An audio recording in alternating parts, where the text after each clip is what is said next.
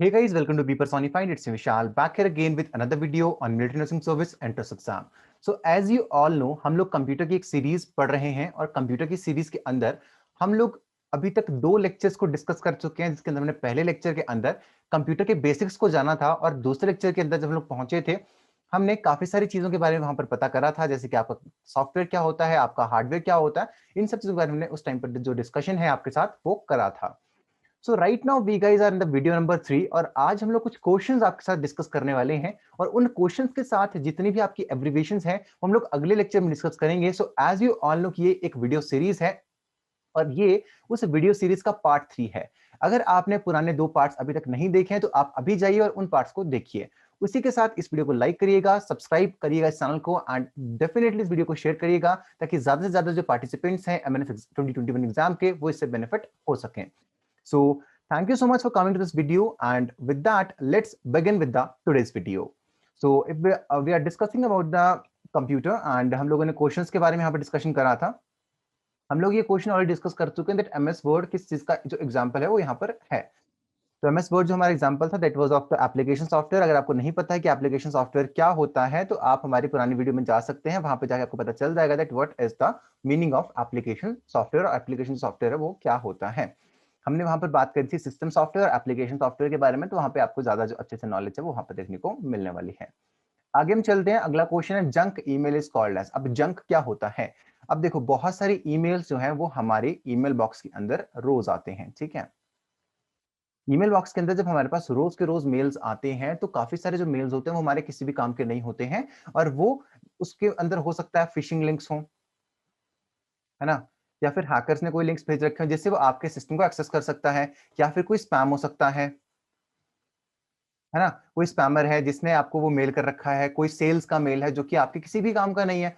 तो क्या होता है कि जब आपके पास उस तरह के जो मेल्स हैं वो आते हैं तो इन द एंड वो जो हमारा जैसे कि जीमेल की अगर बात करते हैं तो जीमेल क्या करता है, उन ईमेल्स को सब ईमेल्स को जंक समझकर वो डाल देता है एक फोल्डर के अंदर। अब आपका सवाल यह है कि उसको बोला क्या जाता है, जंक ईमेल को हम और क्या बोलते हैं? तो राइट ऑप्शन है आपका, आप जल्दी से क्या करिए, वीडियो को पॉज करके जल्दी से अपना जो आंसर है उसको लिख लीजिए। So right answer question is spam. ये ऑलरेडी जो आंसर था वो यहाँ पर लिखा भी हुआ था, स्पैम। सो स्पैम क्या होता है, वो ईमेल्स उन वहां पर जाते हैं जो कि आप किसी काम के नहीं होते हैं, उनके अंदर अनवांटेड लिंक्स होते हैं वो, या फिर कोई हैकर जो है वो वहां पर आपकी जो कोई इंफॉर्मेशन है उसको वो कैप्चर करना चाह रहा होता है। तो जो जीमेल का सिस्टम है या फिर जो आपके ईमेल बॉक्स का सिस्टम होता है ये ऑटोमेटिकली उन सारे के सारे मेल्स को जंक बॉक्स में डाल देता है और उसको बोलते हैं हम स्पैम। आगे चलते हैं, अगला है by default your documents print in which mode. By default आपके जो डॉक्यूमेंट्स हैं वो किस मोड में प्रिंट होते हैं? जब भी हम किसी भी प्रिंटर का इस्तेमाल करते हैं तो उस टाइम के ऊपर क्या होता है, एक कमांड देते हैं कंट्रोल प्लस पी की। जब हम कंट्रोल प्लस पी की कमांड देते हैं तो वहां पर हमारे पास प्रिंट, वो डॉक्यूमेंट प्रिंट होने के लिए चला जाता है। तो उस टाइम के ऊपर क्या होता है, कौन सी ऐसी ओरिएंटेशन है जिसके ऊपर प्रिंटिंग जो है वो स्टार्ट होती है? ऑप्शन है landscape, portrait, page setup and print view. तो जल्दी से इसका आंसर लगाइए और वीडियो को पॉज करके जल्दी जाके कमेंट बॉक्स में लिख के आओ। गलत है कोई दिक्कत नहीं है, छोड़ दो, है ना। जितने ज्यादा कमेंट्स होंगे उतने देख के अच्छा लगेगा, बच्चे पढ़ रहे हैं और बच्चों ने इंटरेक्शन करना शुरू करा है। अगर कमेंट्स कम होंगे तो फिर मजा उतना नहीं आता है, ठीक है। तो अब बाय डिफॉल्ट क्या होता है, जैसे आप कंट्रोल प्लस पी दबाते हैं ना, आई बिलीव कि आपने अभी तक अपना आंसर लगा लिया होगा, मैं इसको समझाता हूँ आपको। कंट्रोल प्लस पी जो है ना आपने लगा लिया होगा।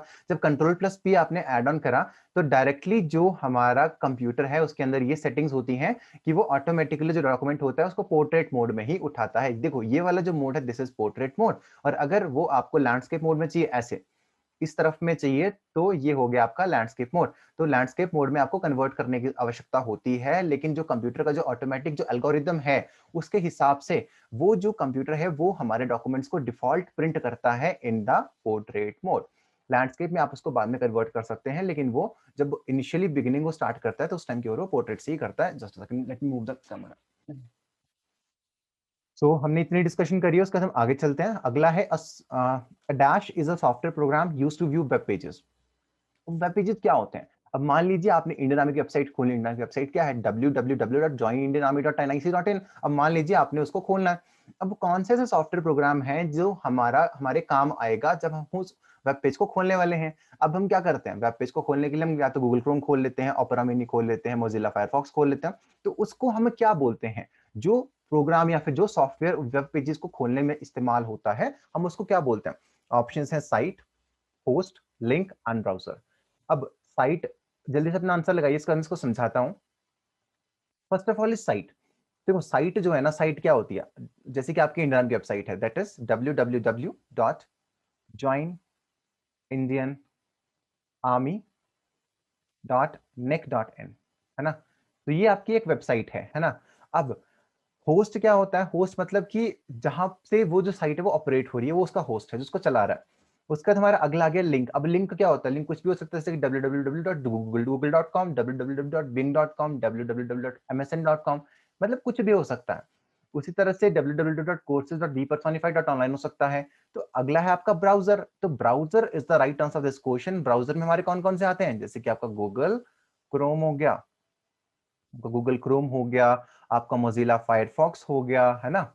गूगल क्रोम हो गया, आपका मोजिला फायरफॉक्स हो गया। मतलब ये कुछ ऐसे सॉफ्टवेयर्स हैं जिनके अंदर हम लोग वेब पेजेस को देखते हैं। उसी तरह से आपका इंटरनेट एक्सप्लोरर हो गया। तो ये कुछ ऐसे सॉफ्टवेयर हैं जो कि आपके लिए बहुत बहुत ज्यादा आवश्यक हैं जब आपको वेब पेजेस को ओपन करना होता है। आगे चलते हैं। अब अगला है वेयर इज रैम लोकेटेड। हमारे पास रैम से ना दो तरह के क्वेश्चन आते हैं। एक रैम का क्वेश्चन पूछा जाता है, दूसरा क्वेश्चन पूछा जाता है रोम का। What is the difference between RAM and Rome?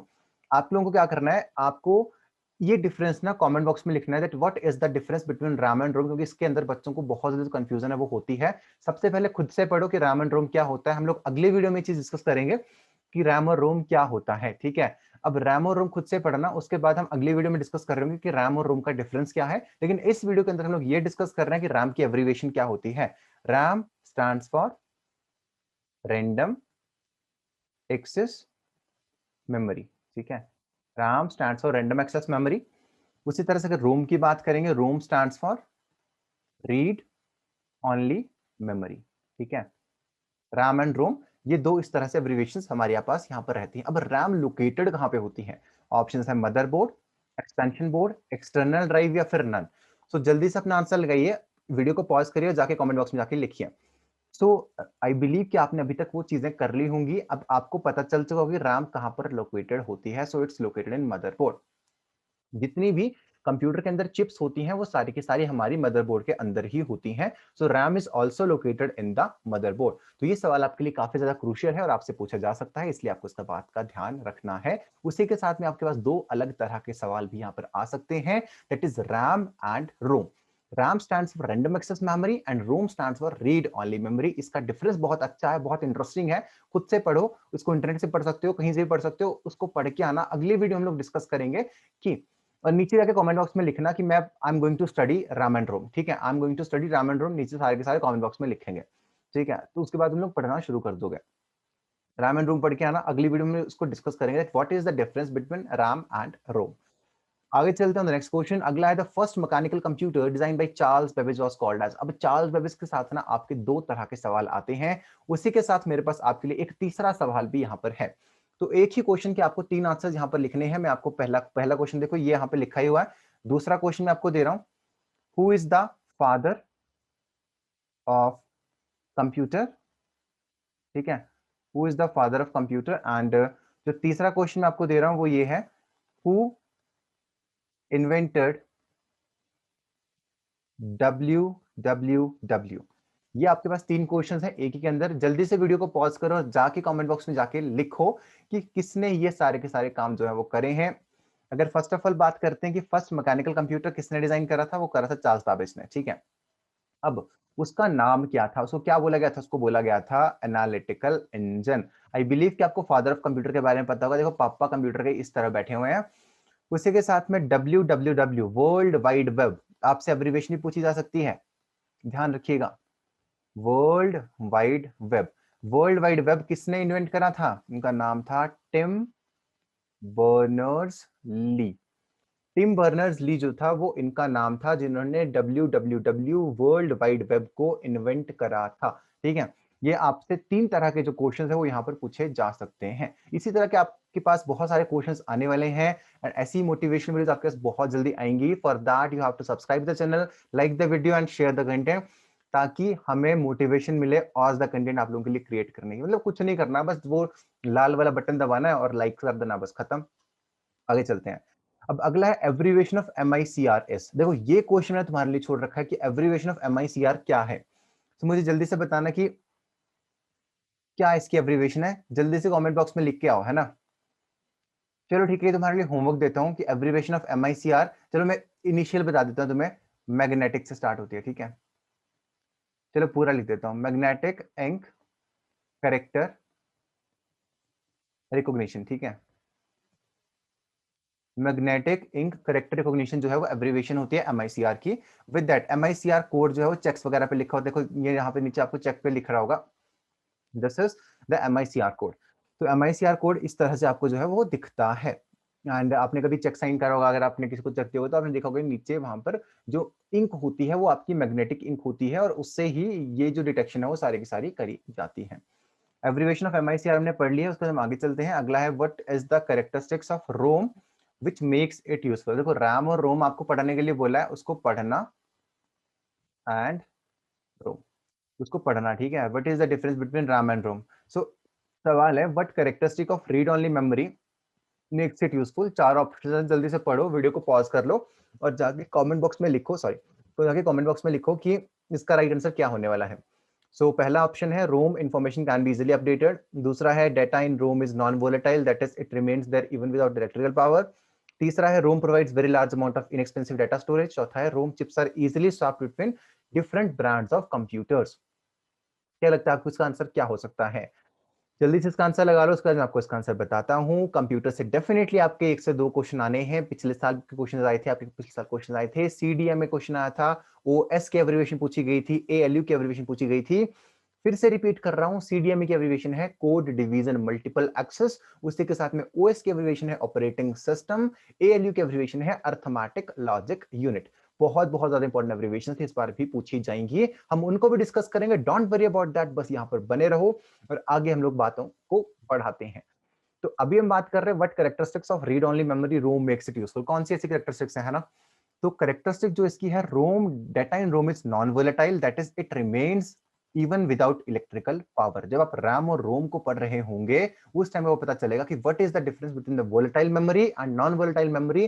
RAM is a RAM is a volatile memory and ROM is a non volatile memory. मतलब अगर हम लोगों ने कंप्यूटर को स्विच ऑफ भी कर दिया उस टाइम पर भी रोम के अंदर डाटा रहने वाला है। रैम और रोम के बीच का क्या डिफरेंस होने वाला है, ये चीज आप पढ़ के आना, फिर उसका हम इसके ऊपर जो इंटेंस डिस्कशन होगा उसको करने वाले हैं।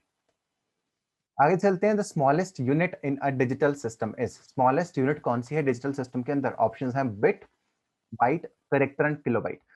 सो जल्दी से अपना ऑप्शन लगा लीजिए, you just have 5 seconds, 5 seconds का टाइम लीजिए, वीडियो को पॉज करिए and after that definitely write your answer in the comment box. तो अगर आप लोग कमेंट बॉक्स में आंसर नहीं लिखेंगे तो हम लोग आगे इसको कंटिन्यू नहीं करेंगे।